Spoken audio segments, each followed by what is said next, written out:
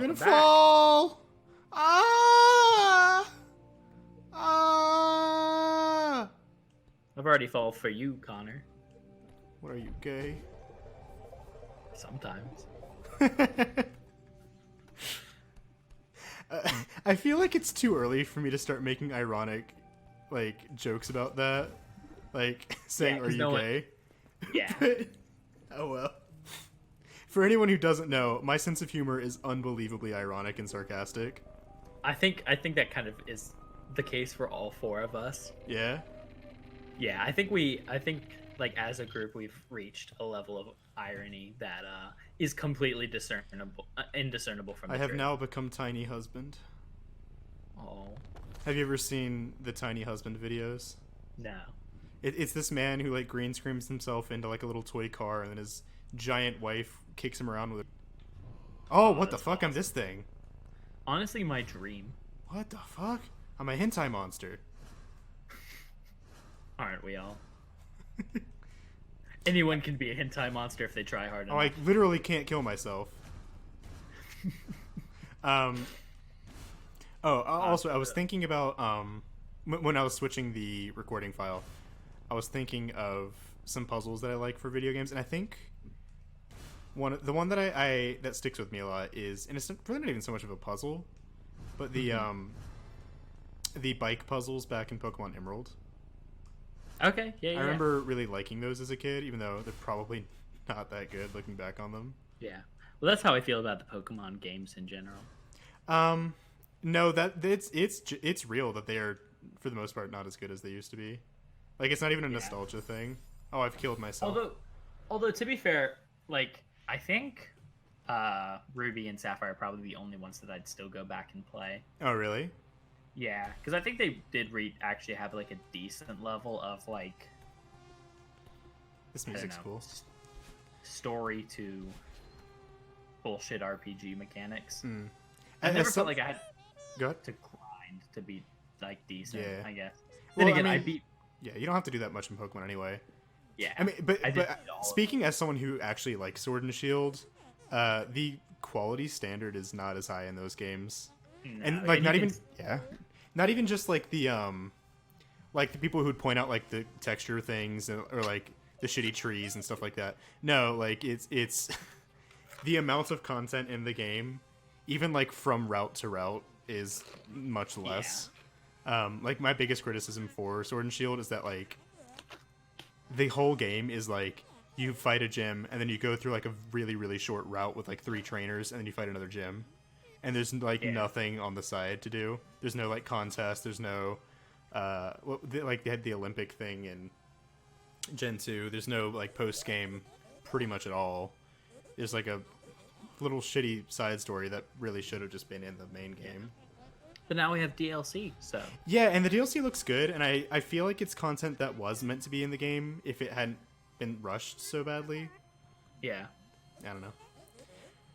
Poor I definitely gamer, feel like- always the victim. Gamers rise up. The most oppressed people. Yeah. But yeah, no, I like Sword and Shield. It's really, you can tell that there was more that they wanted to put in the game that they either just didn't have the time or resources for, Yeah. which I think sucks. No, like I went into Sword and Shield with the mindset of like, all right, I'm going to give this a new try. I'm gonna like, ignore all of my hate for this kind of game. Mhm. Not even hate, my just like lack of interest, I guess, in this kind of game. And then I got to the first gym and I was like, okay, I've spent like 9 hours doing absolutely nothing. Like there's no like even after beating the first gym, I was like, okay, there's no sense of accomplishment. Yeah, that was the biggest problem I had, is that like, Because I didn't even try and I beat him. yeah, And it's like even in like the easiest RPGs that I can think of, I still had to at least kind of think. Mhm. Like I think Persona 5 is a kind of a decent example of like I was incredible, like at least from like what people online will tell you, like I was incredibly under-leveled. And like so because I didn't do any grinding up until that point. But I still felt like when I beat Kamoshida, like I still felt like I had to think. a little bit. Yeah, well, part of what helps in like Persona is that your personas actually change your loadout. Yeah. I don't think I can do this now. I think I need my dash. Whereas in Pokemon, your Pokemon are your loadout. So it's like... Yeah. Not to mention the AI is intentionally worse. Yeah. And like, I think...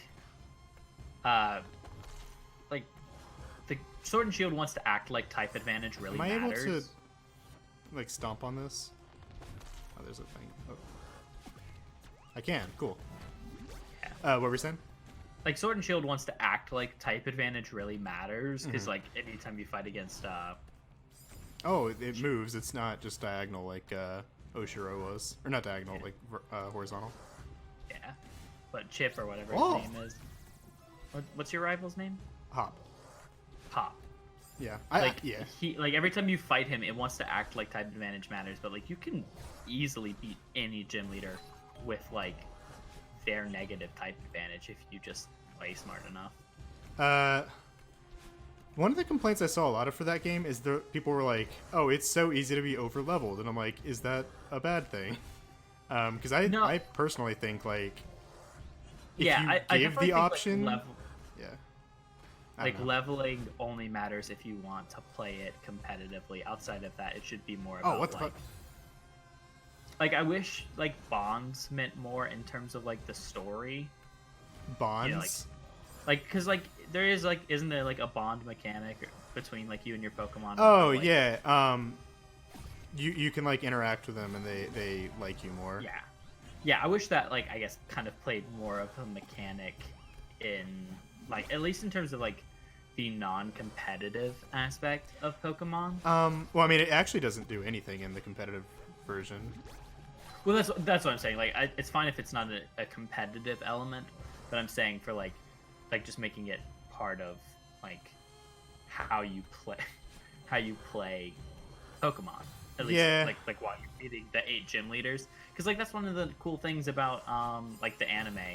Like, love it or hate it, is that like you like by the end of the season, like you know the personalities, I guess, of your of Ash's Pokemon, and like you I see what you mean. You like you wish the personality did more than just like the nature, or like their stats. You mean? Yeah, or like there was an actual reason to spend time with your Pokemon outside of like battle. 'Cause, like that's also like. Yeah, I mean that would be cool. It'd be hard to do. Or even if just Pokemon had like each Pokemon had like more of its own like personality.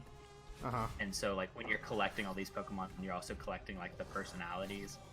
Because like, I mean, it's definitely like a complaint about Sword and Shield is that like the animations for all the Pokemon are kind of lifeless at the end of the day. Yeah.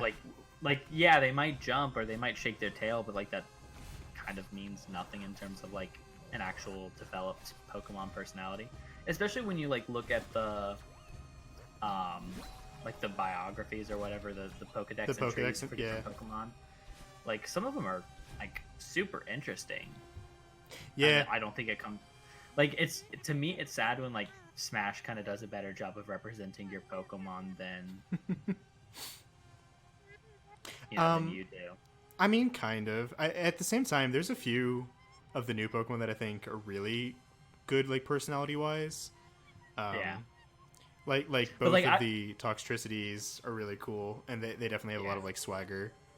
And then like I would say like if you're like, because Sword and Shield cut out a lot of the Pokemon, is like if you're going to do that, like if you're going to scale back Pokemon, make there be more of a reason for why those Pokemon are there. Yeah, I mean, I was kind of bummed by that as well. I'm actually kind of, for the most part, okay with the whole Dexit thing. Yeah, at the end of the day, like I just feel like having 1,000 Pokemon to collect is like it's too many, honestly. Yeah. Like most of my favorite Pokemon aren't in Sword and Shield, but like I get it. Yeah. I just wish that like I don't know. It feels like if you look at the not even that it feels like, this is true. If you look at the number of Pokemon that made it in from each region, the vast majority are from the 3D games, and it's because their models were already made. Yeah. so they're way easier to port. Yeah, But when I say they were already made, like obviously they were all already made because they were all already on 3D games. Yeah. But I mean, like, if you look at most of the Pokemon that have been made since we switched to 3D, their designs are much simpler. Like, they're all very, very rounded now. Yeah. And, like, basic shapes and stuff like that, because Game Freak didn't have experience with 3D coding before. Yeah. And, I mean, and it shows. And, again, I like Sword and Shield. I just, like... Yeah. I don't and know obviously, what else to like, say about it. we're not game developers. We don't know what it's, what it's like to develop a game. Yeah. But it's just like, I think, because like Sword and Shield definitely feels like it's an entry for like more so than I would say like even Sun and Moon, is that it's an entry designed for newcomers. Oh, fuck. But I think it's kind of, it's lacking a lot of newer game sensibility. Yeah, well, so the biggest thing that makes me sad about Sword and Shield is when you look at the other games, like in Gen 3, there's like the Battle Tower, and there's what was it called? The Battle Frontier and stuff like that, and Pokemon contests, and in Gen 4 you had like the Pokemon parks, and there were still contests and stuff like that. Like there was stuff to do other than just battling. Yeah. Whereas Sword and Shield, it's just you're either battling or you are not doing anything. Maybe you're at the camp, but like, the camp really doesn't for me, do like, much. Like, I'm not, because I know they're not like explicitly in the same vein, but like at least to me as like a non like RPG person, like Pokemon and like SMT or Persona, since I'm more familiar with that, is that like the battle elements are cool and like they're obviously like very good and very like refined. But that's not the thing that keeps people coming back.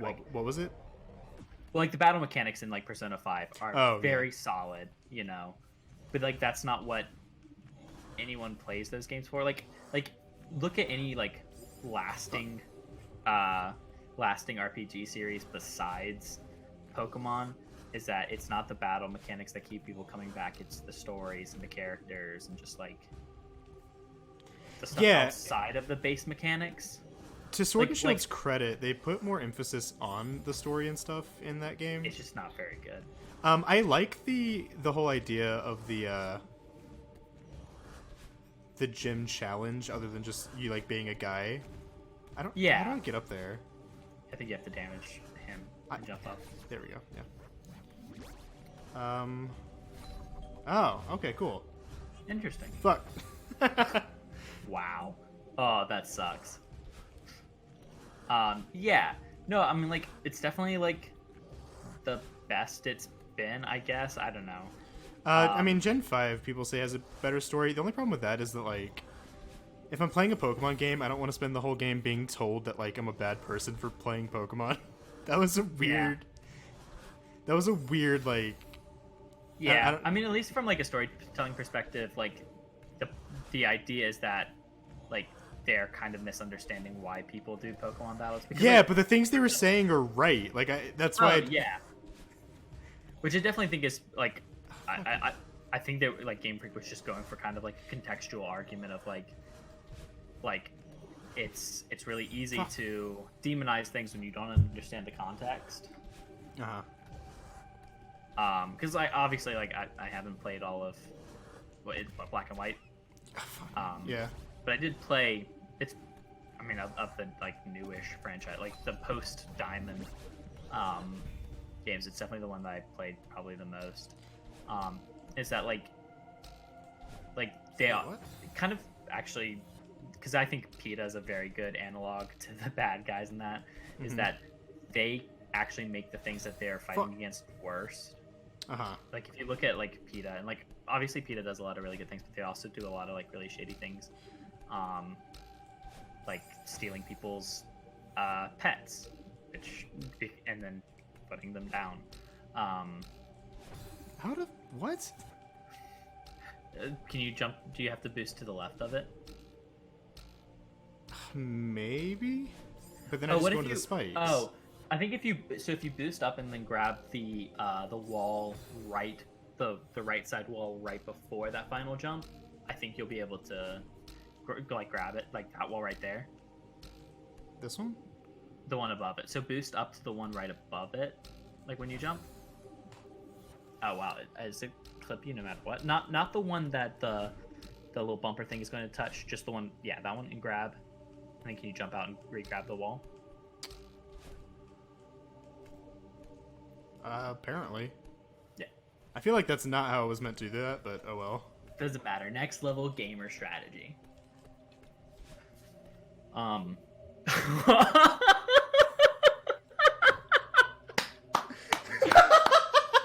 If you kill yourself, will you just go straight back down? Or will you start at the... Alright, thank God. Whew. Oh my God. It just put me right past it. Like, what the fuck? Oh, that was almost the saddest thing I've ever seen in gaming as a whole. Okay. Well, that was bullshit. Where do I go with this? But like, I mean, take the worst entry of any like RPG series that you can think of, like Final Fantasy 13. Yeah. And you look at like why people bought Final Fantasy 15, because like 14's its own like a separate entity. Yeah.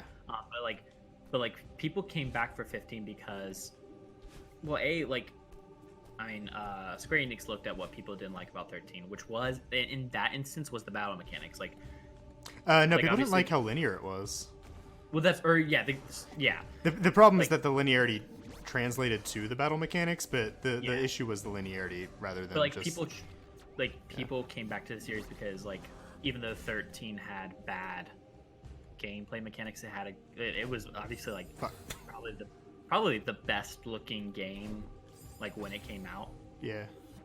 And then, but also had a really, at least to me, interesting story, and I think a lot of people thought it had an interesting story.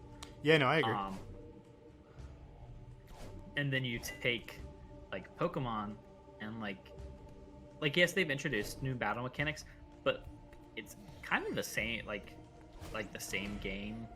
I don't think Pokemon needs to reinvent the battle mechanics. I think they work. I think they're fine. Yeah, whoops. but if you're going so you have this really strong core battle mechanic, right? Mm-hmm. Now it's then refine everything else, but I don't think the series has really done that. Oh, what the? What? I honestly and I don't think these are even close to the most popular games in the Pokemon franchise. But I definitely think if you're trying to look at where the Pokemon games need to go, is look at XD and Coliseum. Oh yeah, but I mean that's not happening anytime soon. Yeah, I think they had the right idea with stuff like the wild area. It just was way underdeveloped. Yeah. That was the biggest problem I had with all of Sword and Shield, is that there's a lot of good ideas in that game, but none of them are fully fleshed out or developed. Yeah.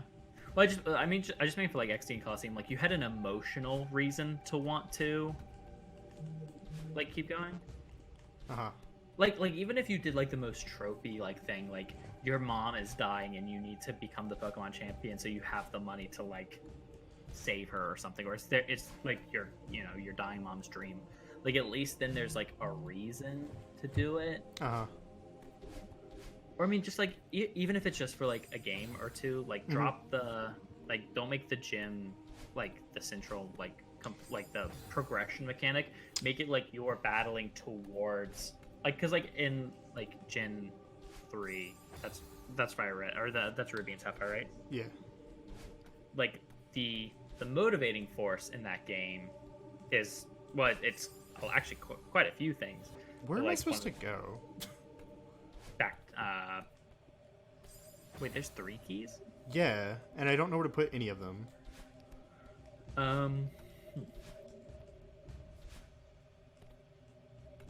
That's a good question. Can you go up?